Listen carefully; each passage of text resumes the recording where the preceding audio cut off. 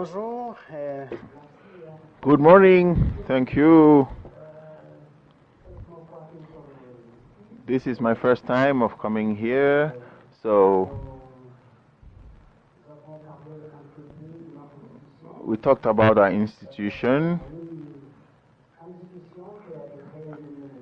an institution that was created in 2017, and for us, we are privileged to be invited and to share and talk about our organization.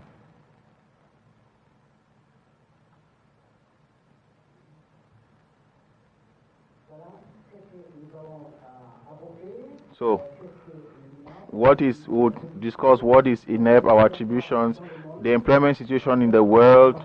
Maybe we'll go over that because a lot has been said about that by the previous speaker and even yesterday. We'll discuss the employment situation in Mozambique, talk about the legal framework, what we should do as active measures, labor migration challenges, and the way forward.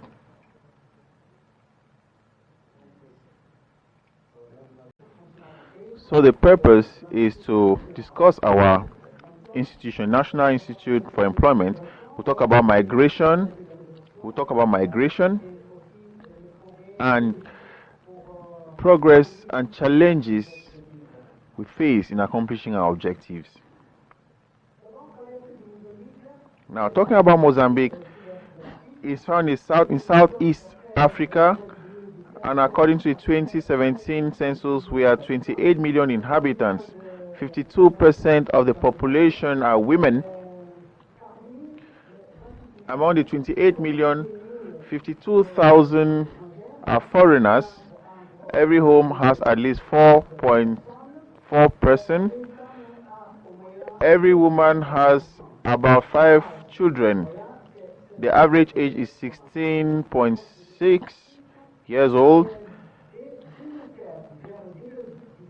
And in 2017, the population growth was 35%, meaning that the population of Mozambique is growing.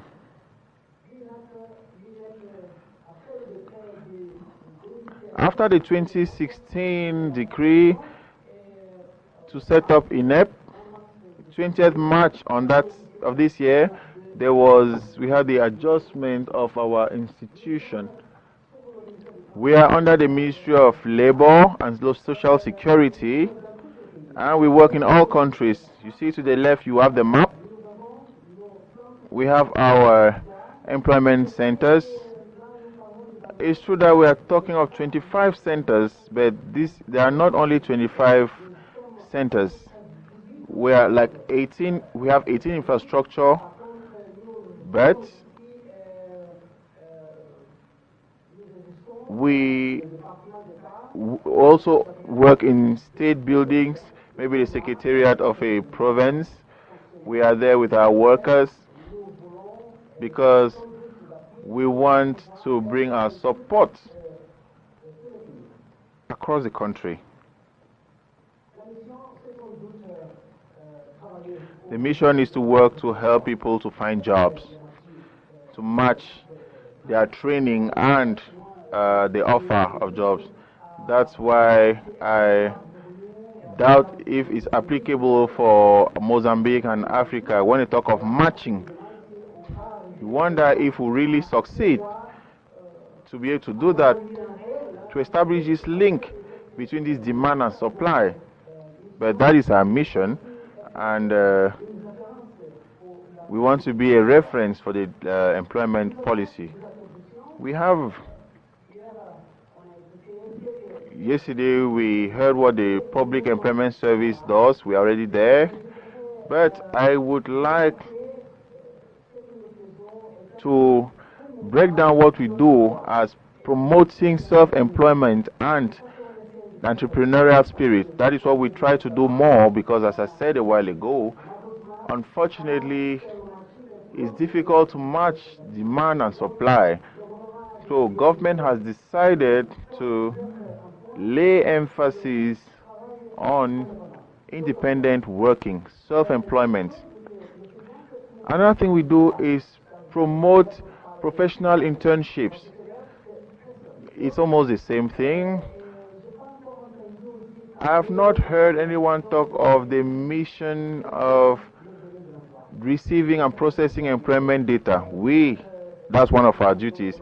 Maybe the National Institute of Statistics does the same job, but in Mozambique, it is our institute that is in charge of going to the field, collecting data, processing them, sending them to our labor observatory, and processed by the National Institute of Statistics. That's the world situation.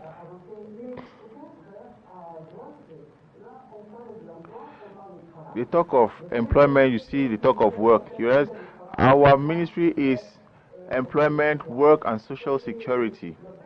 What the president of Mozambique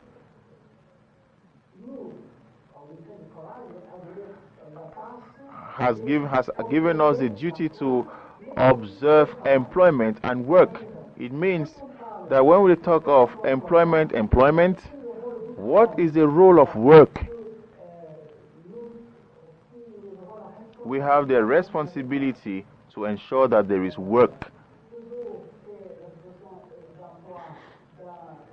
This is still employment situation in the world. The informal sector is a reality. 25% of workers in the world have a stable job. And we continue.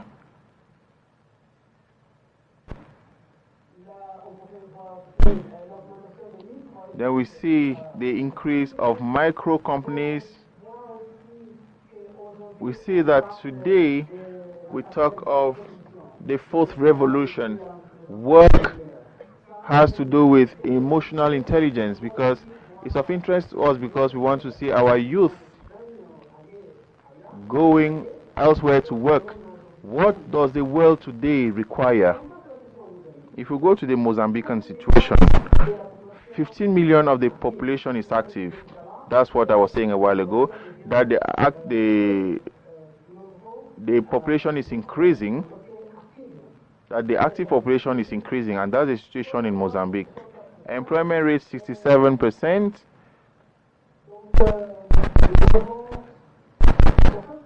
We have 66% of the population who work in the agricultural sector. Pisciculture, fisheries, extractive industries. Yesterday I was saying that we have a huge challenge. 350,000 youth enter the labor market every year, and according to data from the World Bank, maybe in 5 years we would have 500,000 entering the labor market. Meanwhile, the capacity of our vocational training institute is 500 youth per year trained by public employment centers. Still in Mozambique, we have, this has been said, there is low productivity. Let's continue, please. Low productivity in agriculture. Most of the active population is in agriculture, but productivity is low. What do training institutions offer as training, and what does the labor market seek? Unfortunately, we have women who are likely to, few women who can occupy some kind of positions in urban areas. Meanwhile, in urban cities, the unemployment rate is very high. Still in Mozambique, the legal framework.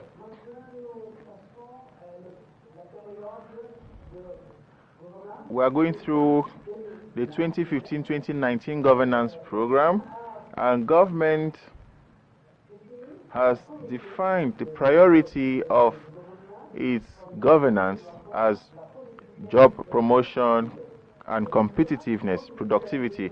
For that, in 2016, we found our first employment policy. You can have a copy in English and Portuguese. That was the first policy that was set up in Mozambique that considers government priorities. This policy encourages self-employment. It encourages a spirit of entrepreneurship. This policy also sets up the professional insertion program and training and professional support, and the need to increase the number of professional internships and promote the creation of company incubators for the youth. We have the labor laws, which states that it is the right of every citizen to work, irrespective of gender. That's why we adopted a regulation for professional internship. I equally have some copies to share.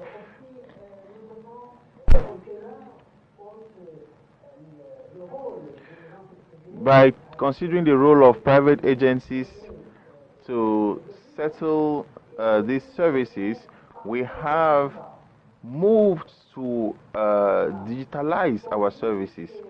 We've understood that to go far, to pass the message across to the youth and companies, we needed to digitalize our services. So we have companies that want to start the activities don't need to come to our center. They can just access our website and register. We have equally launched our public employment portal. These are all ways of trying to facilitate the link between job seekers and companies that provide these employment opportunities. Agenda 2063 of the African Union, Agenda 2030 of the United Nations, and the future of work that was celebrated this year during the 100th anniversary celebration of the International Labour Office. Our instruments that help us in our work. Some active measures of employment. We have two.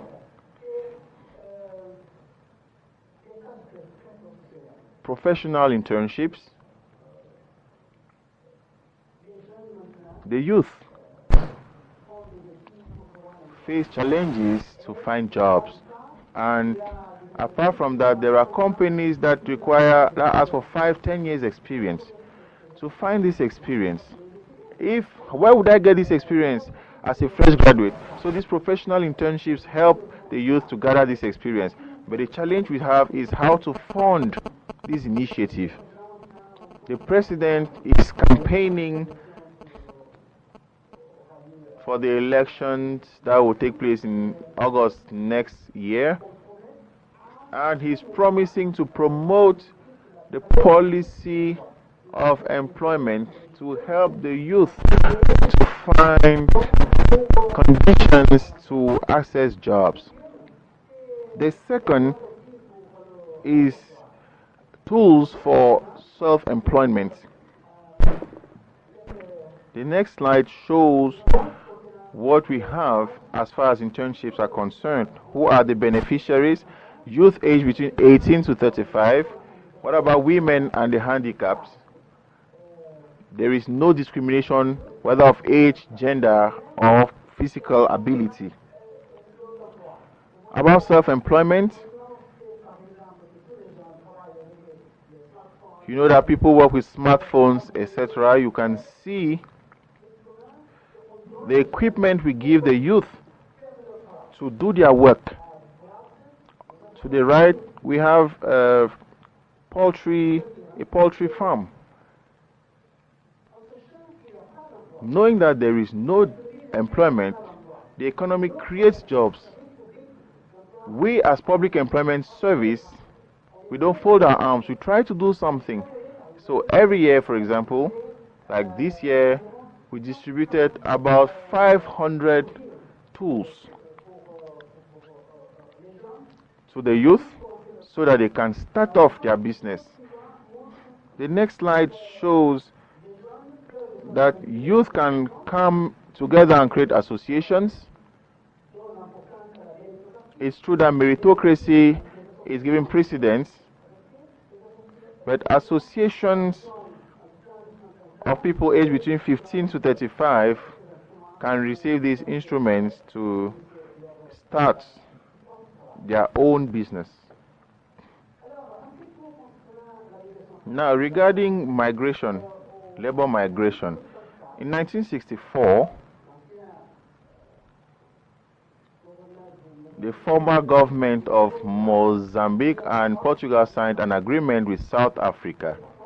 This agreement was to place Mozambicans in South African companies, and that agreement, as time went on, some terms were amended, and right now government has made huge efforts. At first, the Mozambicans received money in South Africa, and when they came back home, they risked losing the money. But right now, the agreement is such that South Africa transfers money towards Mozambican accounts. When they come back to Mozambique, they withdraw the money. So it's surer. They can use this money for them, for their family. So this was really great. Now, regarding workers in Mozambique and South Africa, we provided conferences, distributing brochures, and giving every information for them to work, knowing their rights and to be respected. There are still difficulties, especially in the agricultural sector. We started some contacts with the Middle East countries to send our youth, our citizens. We are still negotiating because we want to be sure that their rights will be respected. The challenges have been mentioned by my predecessor. The challenges of work in future, I would tell you, is very important in Mozambique. It's investing in high labor intensive opportunities.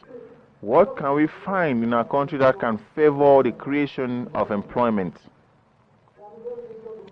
The new vision of the labor world, professional orientation, very important. What are we as people? What are our attitudes? How do we live with people around us? Given that I want to send people to other countries, and even in our countries, how should they behave? How should the youth behave? Professional orientation. We can ask ourselves as parents, what do we tell our children when they go to university or when they end their secondary schools? Tell them you have to do law, you have to do economics, you have to... These are trainings which you think are very important. But what do companies seek? What are companies looking out for? Are they looking for legal minds, economists, because that sector is closed?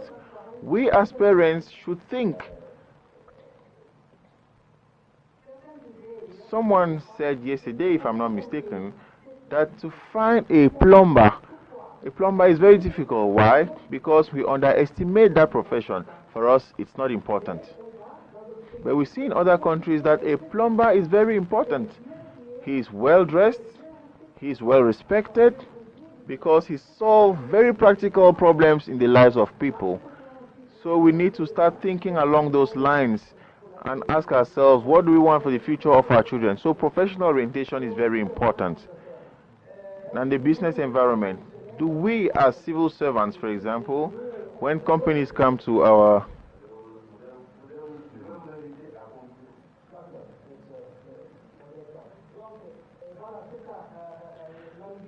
So this is the climate of the business environment. So to round off,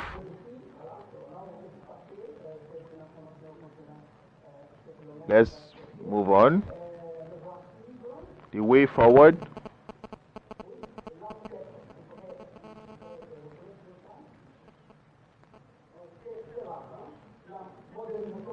Modernization of our institutions.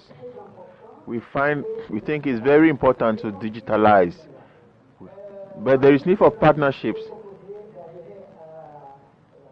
My minister proposed that I should join.